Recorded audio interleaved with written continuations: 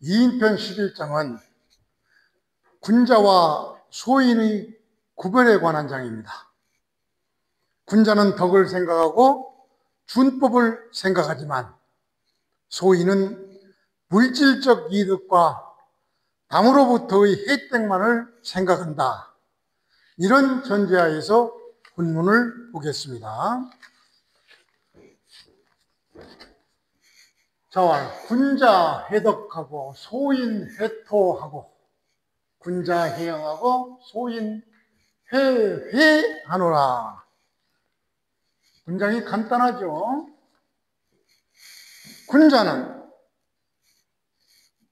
군자는 조가 되겠죠.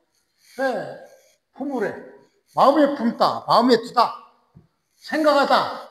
그러니까 군자는 덕을 생각하고 군자는 덕을 마음에 품고 소인은 항상 우리 논어에서는 대비되는 구절을 가지고 얘기를 하는 경우가 상당히 많죠. 여기서도 바로 군자와 소인, 그걸 대비하자니 군자가 덕을 생각하는데 소인은 뭘 생각하냐? 토, 땅이죠. 땅이니까 재산이겠죠. 땅을 생각하고 마음에 품고 군자는 형을 생각하고 다시 말해서 법, 이런 얘기죠. 법을 생각하고 소인은 혜택, 은혜만을 생각한다. 직역하면 이렇게 되는데 요 내용을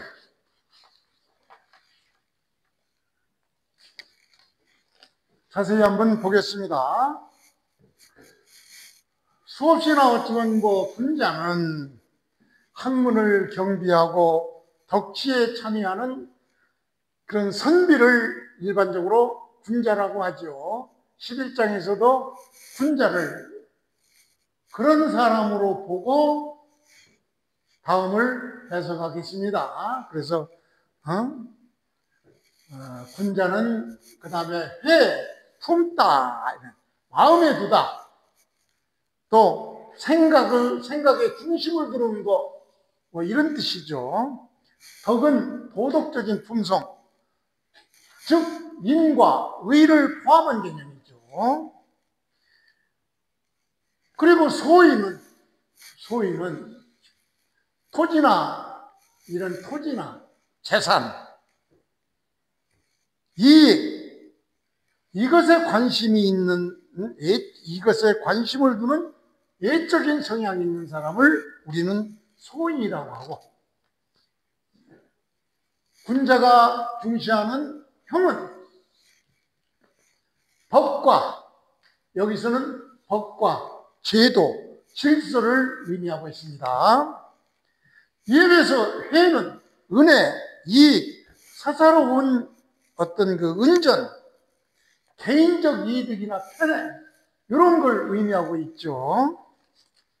그러니까 이런 의미를 내포하고 있으니까 그 의미 풀이를 다시 한번 해보겠습니다. 군자의 덕 소인회토라는 것은, 군자는 도덕과 인의 완성한 그런 군자는 도덕과 인의 완성을 마음에 두지만 소인은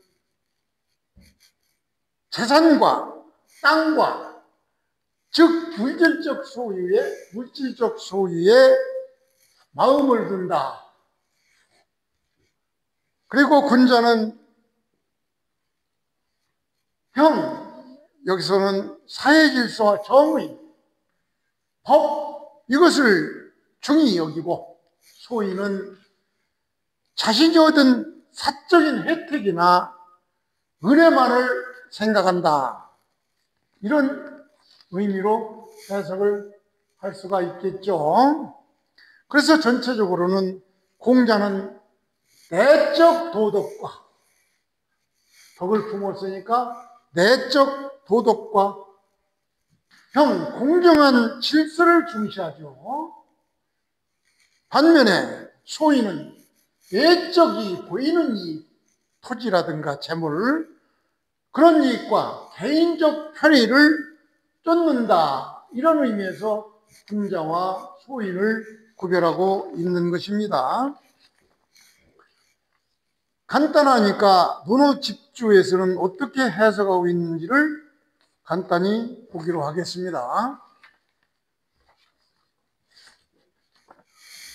논어집주에서는 군자회, 소인이 해올 때 품는다, 이 회를 어떻게 표현했느냐, 회의 조냐, 존자라, 존으로, 회를 존으로 풀었어요.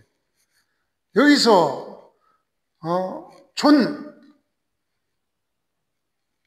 있다, 저장하다, 간직하다, 이런 식으로 해석했어요. 그러니까 회는 덕을 간직하다, 뭐 이런 식으로 해석을 했죠. 그래서 회는 간직하다는 그런 의미니까 군자지신, 군자의 마음은 존호 덕여형, 덕과 덕으로 형, 그것을 간직하다. 어디에? 마음에. 이런 의미죠. 그러니까 이 회라는 것은 그냥 품는다, 그와 같은 단순한 감정이 아니라 마음속 깊이 간직하고 잊지 않는다는 그런 의미로 해석을 해야 되겠죠. 그래서 군자는 마음의 덕과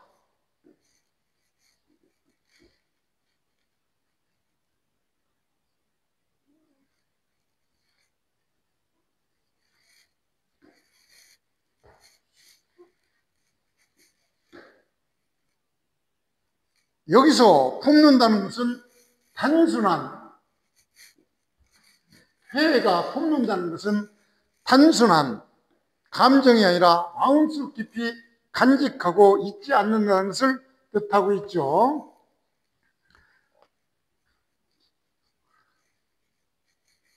그래서 군자지심은, 군자의 마음은 덕과 형에 있다. 군자는 스스로 덕을 닦고 수기하고, 수기하고 세상을 다스리게, 바르게 다스린다, 시인의 그런 뜻을 품고 있는 것입니다.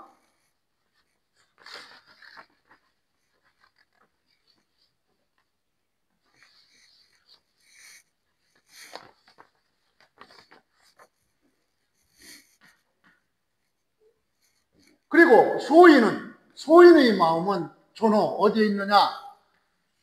토지와 은혜, 혜택만을 마음에 품고 있다. 즉 소인은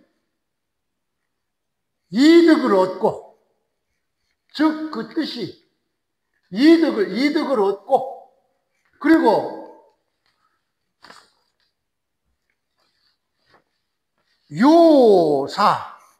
요자가 좀 어렵죠? 이 요자는 잘 쓰지 않는데 옛날에는 많이 썼던 것 같아요. 즉 맞을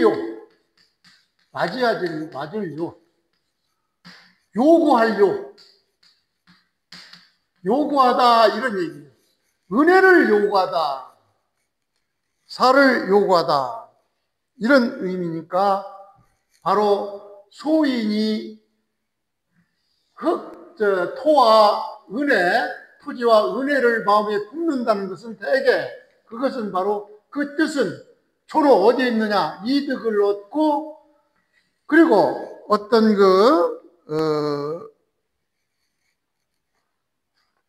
사적인 어떤 청탁,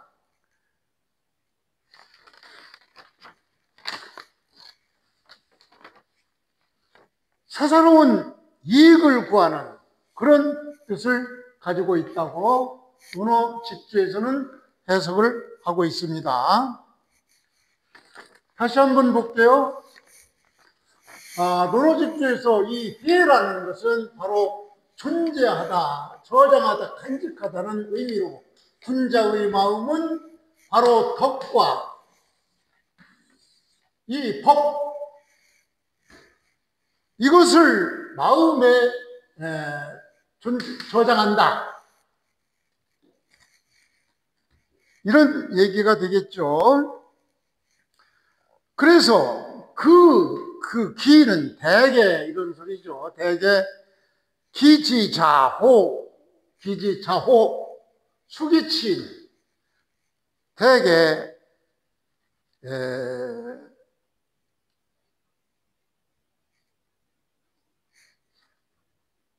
군자의 마음은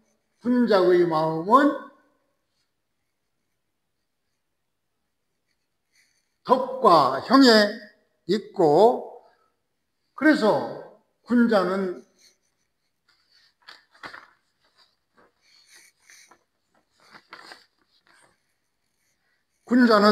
스스로 덕을 닦고 이건 수기치인죠.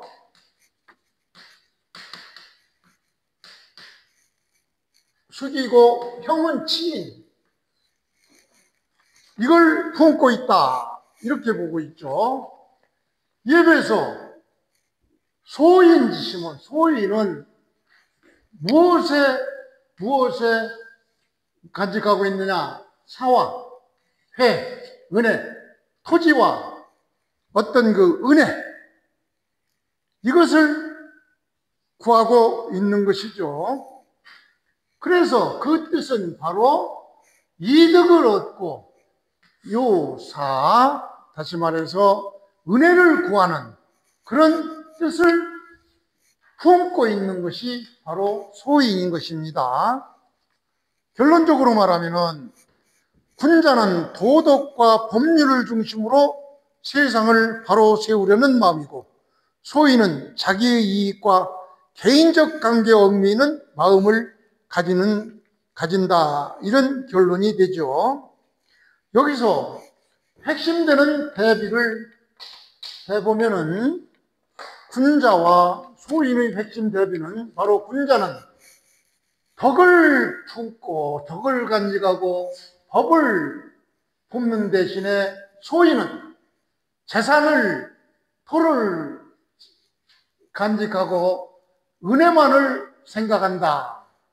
그래서 군자는 존호, 덕, 교, 형, 덕과 형을 품고 있고 희망하고 있고 존재하고 있고 저장하고 있고, 소인은 존호, 토, 여, 회, 소인은 땅과 은혜만을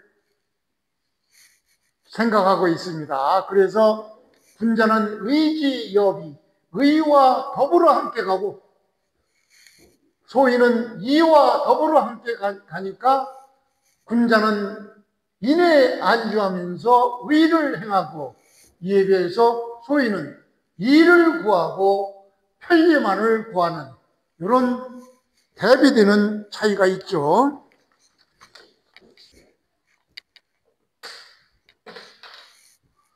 이인 12장은 위정자는 개인의 이익만을 위하여 통치 기술을 발휘하면 안 됩니다. 이익보다는 덕을 앞세워서 백성을 이끌어야 하는 것입니다. 사익보다는 덕을 앞세우는 일은 비단 통치뿐만 아니라 모든 사람에게도 적용되는 교훈인 것입니다. 자신의 이익만을 취하려고 사리사욕에 눈이 어두워서 잔인하게 남을 밀어낸다면 많은 사람의 원한을 받게 되는 것입니다. 인자는, 즉 어진 사람은 또는 군자는 나만의 물질적인 이득보다도 모든 사람을 잘 살게 하는 인덕을 앞세워야 한다, 이런 것을 전제로 해서 본문을 보겠습니다. 본문은 아주 간단합니다. 자왈 방어리 행 다원, 아주 간단하죠. 여기서도 주어는 생략되어 있는데 이 어리 이익만을 위하여, 전치사니까 이익만을 위하여 방, 즉 바라고 바란다, 따르다, 치우치다 이런 의미죠. 그러니까 이익만을 위하여 이익만을 치우쳐서 그리고 나서 여기도 앞에 많은 것들이 생략됐는데 그리고 나서 행동을 하면은 다원, 많은 사람들로부터 원망을 받는다. 이렇게 체계가 되겠죠. 자, 그러면은 문장을 조금 더 분석해 보죠. 방어리 행, 여기까지 보면은 바로 방이 동사가 되겠죠. 수로 동사가 되고, 어리는 전치사구로서 현대 중국어에서는 이것을 보로 본다고 합니다. 어는 방향, 이득을 위한 그런 방향, 그거에 치우치면, 이득에 치우치면 이런 얘기가 되죠. 그래서 이렇게 하면은 이렇게 하고 그리고 나서 이제 행동을 하죠. 여기도 주어니 이런 것들이 생략되어 있죠. 이렇게 이득에 치우쳐서 그리고 행동을 하면 많은 사람들로부터 원망을 받는다. 다원을 중문학과 교수들은 대개 이것을 효용사적 서술어라고 해서 원망이 많다 이렇게 해석을 하고 있더라고요. 그래서 저도 그것을 따르기로 했습니다. 다원, 다는 바로 수량을 나타내고 있고, 원은 원을 꾸며주고 있죠. 다원은 원을 꾸며주고 있고, 전체적으로 이건 결과를 서술하고 있는 형용사적 서술어로 이렇게 표현을 하고 있더라고요. 다시 말해서 다원은 원망이 많다, 이렇게 봤습니다. 그러니까 이 방이라는 것은 놓다, 의지하다, 따르다, 치우치다. 이득은 살이 물질적 행은 행동하다. 다원은 많은 사람들로부터 원망을 산다. 이렇게 간단히 되어 있으니까 이것을 해석하면 그냥 사람이 이익만을 기준으로 해서, 이걸 기준으로 해서 행동을 한다면 타인의 원망이, 많은 사람의 원망이 따르게 된다.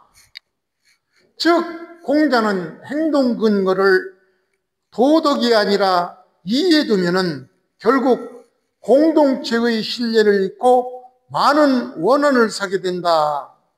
그래서 그것을 경계하기 위해서 한 말이 저 말입니다. 요약하면은 방어리 다원은 이익에 따라 행동을 하면은 원망이 많다. 군자는 의를 따르고 소인은 이익을 따르니, 이 구절이야말로 군자와 소인의 분별을 다시 한번 압축적으로 밝힌 내용이죠. 그래서 이것을 논어집주에서는 어떻게 해석을 하고 있느냐?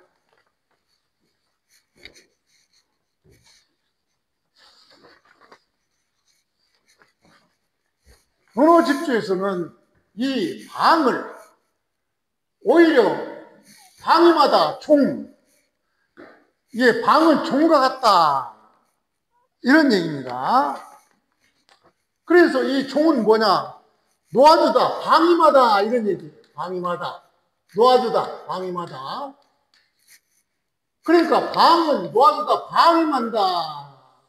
그래서 그리고 어라는 것은 여기서 방과 그다음 어지요. 어라는 것은 바로 따른다 이런 의미요. 어라는 것은 여기서 따르다, 총과 같다. 방은 방임하고 어는 따르고 이런 말이 되는 것이죠.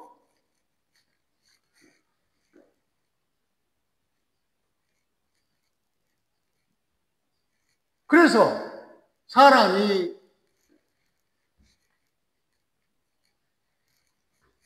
진실로 마음을 방임하여 이에 따라서 행동을 하면은 즉 많은 사람들로부터 원망을 사게 될 것이다. 사람들로부터 원망을 사게 될 것이다. 그런데 이 부분도 여러 해석이 있더라고요. 이거는 이렇게 마음을 풀고 이득을 위해서 이득을 따라서 행위를 하면은 다른 사람들이 많은 재물을 취하게 된다. 이런 해석도 있더라고요.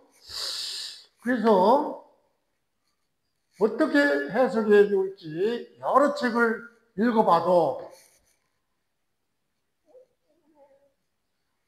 좋은 결론을 못 내려서 저는 결과적으로 이것을 그냥 많은 사람들로부터 원망을 얻는다. 이것으로 해석을 하고 있습니다.